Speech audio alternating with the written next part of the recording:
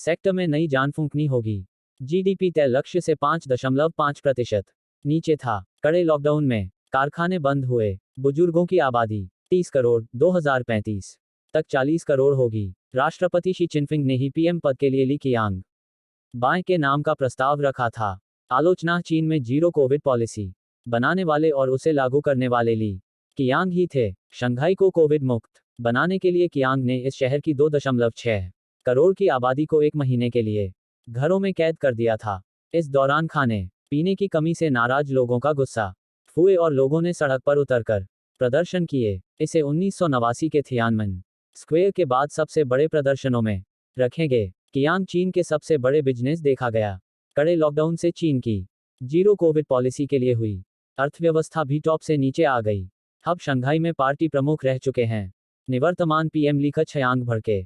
67 वर्षीय निवर्तमान प्रधानमंत्री ली खचियांग के विदाई भाषण में हताशा साफ झलकी। उन्होंने कहा, जहां लोग काम करते हैं स्वर्ग देखता है, स्वर्ग की आंखें हैं। ली खचियांग के इस बयान का मतलब है कि ऊपर वाला सब देख रहा है। इसे शी चिनफिंग पर हमले के रूप निवर्तमान पीएम ली खचियांग में देखा गया। राष्ट्रपति पद की दौड़ में 2012 में शी चिनफिंग के साथ दावेदार रहे ली खचियांग ने पिछले साल रिटायर होने का फैसला कर लिया था। वह भ्रष्टाचार के खिलाफ बेपैमाने पर कार्रवाई और सेना पर पकड़ मजबूत करने के राष्ट्रपति के दबाव से नाखुश बताए जाते हैं। उन्हें पूर्व प्रधानमंत्रियों के मुकाबले कम शक्तिशाली प्रधानमंत्री माना गया।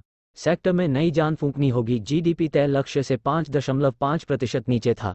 कड़े लॉकडाउन में कारखाने बंद हुए। बुजुर्गों की आबादी 30 करोड़ 2035 तक 40 करोड़ होगी। राष्ट्रपति शी चिनफिंग ने ही पीएम पद के लिए ली कियांग बाय के नाम का प्रस्ताव रखा था। आलोचना चीन में जीरो कोविड पॉलिसी बनाने वाले और उसे लागू करने वाले ली कियांग ही थे। शंघाई को कोविड मुक्त बनाने के लिए कियांग ने इस शहर की 2.6 करोड़ की आबादी को 1 महीने के लिए घरों में कैद कर दिया था। इस दौरान खाने पीने की कमी से नाराज लोगों का गुस्सा फूए और लोगों ने सड़क पर उतरकर प्रदर्शन किए। इसे 1989 के थियानमेन स्क्वेयर के बाद सबसे बड़े प्रदर्शनों में रखे गए। कियांग चीन के सबसे बड़े बिजनेस देखा गया। कड़े लॉकडाउन से चीन की जीरो कोविड पॉलिसी के लिए हुई अर्थव्यवस्था भी टॉप से नीचे आ गई।